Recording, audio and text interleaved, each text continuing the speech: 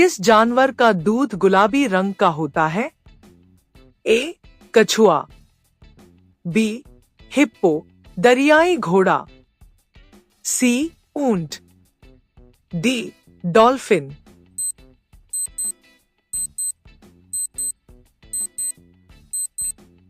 इसका सही जवाब जानने से पहले अगर आप भारत माँ से सच्चा प्यार करते हैं तो वीडियो को लाइक करके चैनल को सब्सक्राइब जरूर करें।